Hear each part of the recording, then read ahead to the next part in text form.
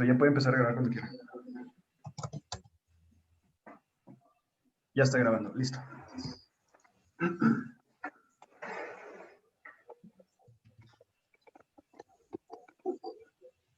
¿Todo bien? ¿Quién va a compartir la presentación? No sé, alguien que tenga buen internet, por favor. Yo. Yo no puedo. Yo. Esperen, déjenme.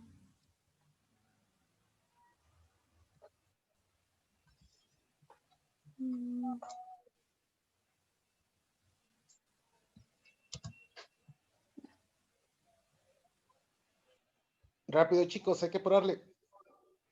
Tienen 10 minutos para exponer. O sea, a las 10:32 tienen que acabar. Ok, bueno, buenos días, profes. Nosotros somos el equipo 4 y les vamos a presentar nuestro reto en simulación del movimiento, ¿no? Computacional. El equipo está integrado por Víctor Cero, su servidor Rodrigo Yáñez, Geraldine Torres, Alejandro Delgado, Tomar y Víctor Madrid. La situación problema, a grandes rasgos, nos habla de un volcán. En este caso es el volcán de fuego que hizo erupción en Guatemala. Dice, bueno, nuestros datos cambian porque el volcán es otro, ¿no? Entonces, vamos a pasar a la diapositiva siguiente. Básicamente lo que nosotros queremos determinar son las posiciones que va a tener los proyectiles del cañón en una cierta altura, en un cierto ángulo, en este caso el Popocatépetl, ¿no? La elevación del volcán es de 5.426 metros. Se estima que el radio de seguridad es de 10 a 12 kilómetros. Nosotros vamos a ver si es cierto eso. La velocidad inicial de los balísticos en el Popocatépetl aproximadamente 500 kilómetros por hora. Y los balísticos rondan entre 15 y 30 centímetros. Análisis y cálculos. Primero vamos a ver la parte física, análisis y cálculos. En esto, el alcance máximo del balístico lo definimos con el ángulo de la salida, velocidad inicial, masa del balístico, resistencia al aire y el tiempo. Ángulos. ¿Cómo cambia la trayectoria con respecto al ángulo?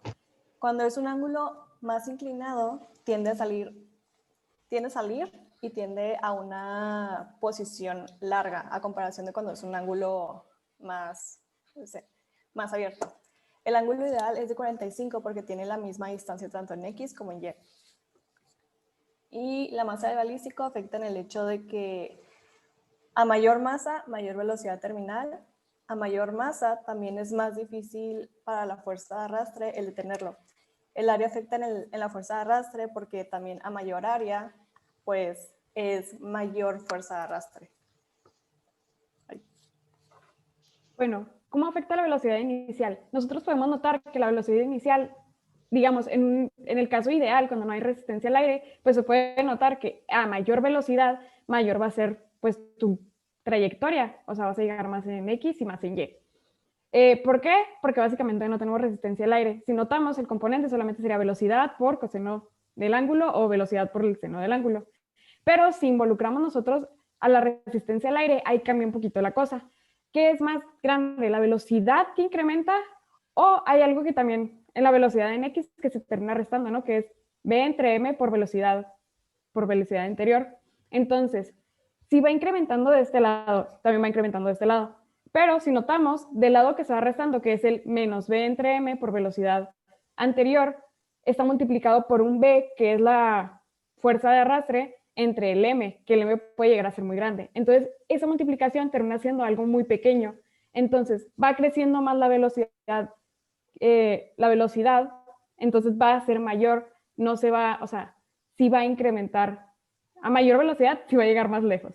Tanto en X como Y aplica. Y luego, la fuerza de arrastre. La fuerza de arrastre, como ya lo había mencionado Geraldine, básicamente, pues, es una circunferencia lo que estamos manejando en este momento. Entonces utilizamos un coeficiente que es de 0.05, la densidad del aire que es en este momento 1.29 kilogramos sobre metro cúbico, me parece. El área también, pues es el área que impacta con nuestro balístico y la velocidad al cuadrado. La velocidad al cuadrado es la velocidad determinada en el momento, cosa que nosotros no utilizamos en este momento para determinar la fuerza de arrastre. La utilizamos en nuestras fórmulas ya cuando utilizamos el método de Euler.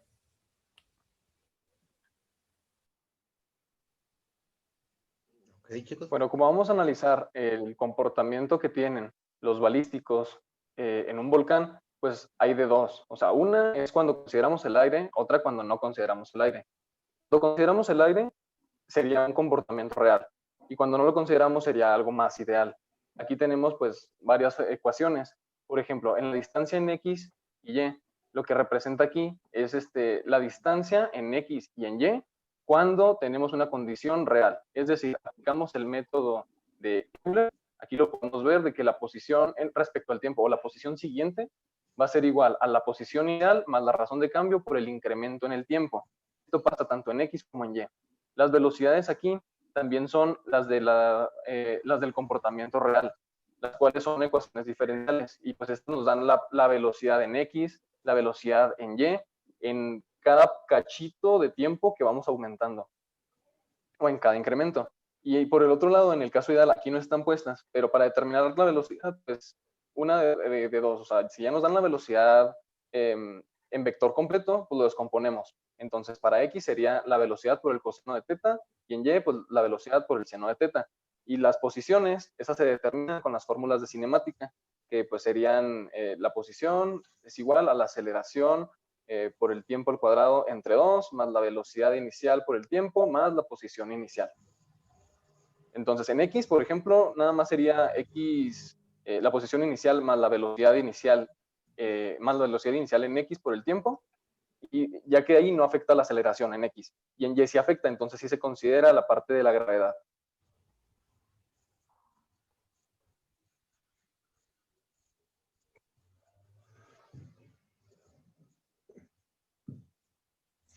Sí, puedes proyectar el código, Tom, para seguir. Gracias.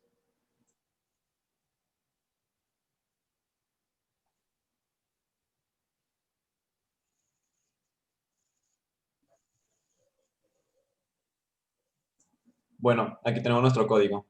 Lo primero que vamos a hacer es, evidentemente, definir algunas variables, importar la librería de math, que la vamos a usar para determinar algunas variables que son inputs.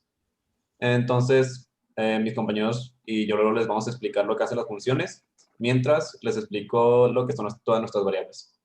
Bueno, pues primero tenemos como un input, cuál es nuestra velocidad inicial en metros sobre segundos. Luego nuestro ángulo, para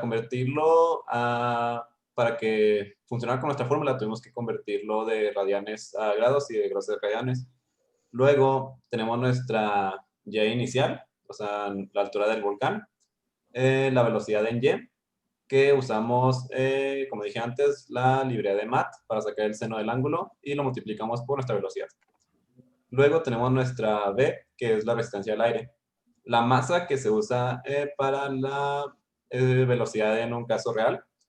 La gravedad, que lo pusimos como un input porque nosotros también queremos ver cómo funcionaría el programa, cómo funcionaría todo este modelo con diferentes gravedades, por ejemplo, en otro planeta o en la Luna, por ejemplo.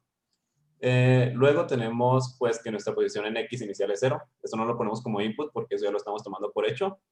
Nuestra velocidad inicial en X pues va a ser el coseno del ángulo que ya tomamos antes por la velocidad. Nuestro cambio en el tiempo fijo, que es de 0.01, y nuestro cambio en el tiempo de 1, que es variable. Bueno, todo esto lo vamos a meter a ciertas listas y vamos a usar append para meter esos valores como se ve aquí. Bien, después de haber metido todos los valores iniciales dentro de las listas, ya van a tener un valor. Entonces, lo siguiente que vamos a hacer es que en un for que se va a repetir, bueno, en este caso 10.000 veces o infinitas veces, porque el caso es que se haga un break al final, pero ya veremos eso después, vamos a mandar esta información de las dos listas en su última posición hacia la función de cálculo en Y. Entonces, primero que nada, sacamos el cálculo en Y. Como podemos ver, la fórmula de la velocidad es como la describían mis compañeros. Tenemos la velocidad anterior, que en este caso sería la primera, más el incremento del tiempo multiplicado por la gravedad menos el coeficiente de fricción entre la masa por la velocidad anterior otra vez y la velocidad en X y en Y. Esta velocidad también se va calculando dentro del for. Entonces, después de haber sacado la velocidad con esta fórmula, podemos después, con el método de Euler, sacar su posición. Simplemente a la posición inicial le vamos a sumar la velocidad que acabamos de calcular aquí por la diferencia de tiempo. Después se guardan estas dos variables y hacemos lo mismo con x, solo que en x la diferencia es que no tenemos ninguna gravedad. Entonces es un poco más simple el cálculo, solo quitamos la a, como se puede ver aquí está en y aquí en x ya no está. Y la posición pues se va sumando de la misma forma con el método de Euler. Después de haber sacado x y y agregarlos a las listas, vamos a sacar la velocidad, pues sí, en x y en y juntas. Y al incremento del tiempo le vamos a sumar 1. Este incremento solo se va a usar para decirnos cuánto tiempo tardó finalmente. Y después agregamos absolutamente todo. Entonces, después de haber agregado todos estos datos, este for se va a ciclar infinitamente como les había dicho antes, pero en este caso solo queremos que nos calcule hasta que y sea igual a 0, para que no se pase por debajo del piso, pues básicamente. Después nos imprimirá pues el tiempo que se tardó, el alcance máximo, la altura máxima. Y lo que sigue es el mismo cálculo, pero para las condiciones ideales. En este caso estaríamos quitando b. Sí, puedes subir a la función de... Para el cálculo de las ideales, aquí tenemos que estar el for, que es igual que lo del cálculo anterior, nada más que con las fórmulas ideales. Aquí está. Que vamos a estar poniendo YL1 va a ser igual y vamos a mandar pedir la función, le vamos a mandar la última posición de YL1, le vamos a mandar la gravedad en flotante para que haga los cálculos. Lo mismo va a ser para XL1, pero le vamos a mandar nada más la última posición que tuvimos. Vamos a estar sumando el DT y vamos a estar agregando todo esto a las listas. Este cálculo se hace con las funciones de cálculo L, que va a tomar como parámetro el XL anterior. Entonces, para esto usamos en X, que es mucho más simple que en Y, es parecido a lo que Tom dijo. Es nuestro valor en X inicial, más la velocidad inicial, y tomamos como un valor, la variable acumulable, la tomamos como el cambio de tiempo en 1, ya que si no tomamos un valor como una variable que se acumula, nos saldría una función, ¿cómo se llama? Perdón, una función lineal. Por eso tenemos que tener una variable acumulable. Lo mismo hacemos en Y, solo que aquí también le tenemos que aplicar lo que es la gravedad, ya que pues, es una aceleración que afecta directamente en Y. Continuando con la fórmula para los casos ideales, nada más aquí que baje esto porque mi internet está un poco lento y no alcanzo a ver. Ya estando aquí en las ideales, entonces tenemos que, como sucede en la real, si la y llega a ser menor a 0, pues entonces se va a cancelar el for. Y luego aquí, bueno, esto se va a ciclar infinitamente, solo nos va a mostrar los datos antes de que lleguen a 0. Nos va a imprimir todos los datos y los va a meter después a la gráfica. Que la gráfica estamos usando la librería de Matplotlib, es difícil el nombre.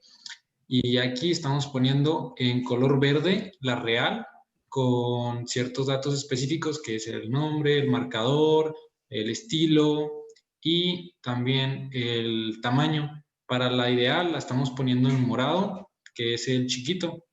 Todo esto se manda a pedir con la librería en específico y con la PLT, que es para cambiar el fondo de la gráfica. Ok, como valores vamos a poner los valores del Popocatépetl que dijimos al principio de la presentación. Entonces, como velocidad inicial tendríamos 270 metros sobre segundo. Queremos sacar el alcance máximo, por lo que pondremos a 45 grados. Después nos pedirá la altura del volcán, que es de 5.4 kilómetros. Y la masa del balístico es de 45 kilogramos aproximadamente. Y la gravedad. Ok, como podemos ver, se ve muy diferente la real de la ideal. ¿Esto a qué se debe? Pues básicamente se debe solamente a la resistencia del aire, porque si no estuviéramos considerando ese dato que también impacta con la masa, tendríamos esta gráfica ideal que llega hasta los 11 kilómetros de distancia. Pero como tenemos el aire que está constantemente frenando, nuestra velocidad en X va a llegar a un valor de 0, mientras que la velocidad en Y, por tener la aceleración de la gravedad, solamente va a llegar a una velocidad terminal y seguirá cayendo hasta llegar al piso. En este caso podemos ver que la ideal, aunque recorra mucha más distancia, solamente se hace en 58 segundos y que la real se hace en 76 segundos a pesar de ser mucho más corta. Esto se debe a que como la aceleración va variando, pues se está más tiempo en el aire y como cae a una velocidad terminal, pues también cae mucho más lento. Y bueno, eso sería todo por nuestra presentación. Bueno, pues ya respondieron varias preguntas que iba a hacer, así que yo estoy en paso ahorita, no sé tú, Alex. También yo lo único, bueno, la única cosa que les preguntaría, sí, y eso nomás para no dejarlo sin preguntar, que ahorita lo único que estamos tomando como variable es la densidad, ¿no? Bueno, el coeficiente del aire y todo eso. Sí. ¿Qué otra variable creen que le faltaría a esa ecuación diferencial? La velocidad del viento, ¿no? Otra sería la velocidad del viento. Ah, muy sería bien. bueno, sí, estaría bueno. Sería bastante, porque si está haciendo mucho aire también lo podría afectar, ¿no? ¿Qué otra cosa, chicos? ¿Qué otra cosa Tal creen que vez les falta? la forma del proyectil influye mucho. Si tiene huecos por la parte de enfrente, tiene más frenado por la rugosidad. Que ese es como, pues, eso está dentro de la B, ¿no? Que era la C. Sí, Que la C en variaba teoría, según la forma. en teoría la forma aerodinámica está en la C. Exacto. También podría ser que conforme avance el tiempo, bueno, en una situación muy real, el proyectil va disminuyendo su masa, ¿no? Ah, También. Se va la como masa. descomponiendo. Va perdiendo masa. Ajá, por los choques que va teniendo, podría ser que se fuera. Otra es de que al fin y al cabo es magma, muchachos. Entonces se va enfriando y va cambiando su estado sólido, ¿no? Va a cambiar su densidad, por así decirlo. Entonces, La densidad del aire también. Si estamos También. hablando de miles de metros, la densidad del aire cambia también. y sobre todo porque hay temperatura ahí. Entonces está muy Sí. caliente, ¿no? La roca tiene una temperatura y el medio tiene otra temperatura. Entonces sí, son muchas más variables, ¿no?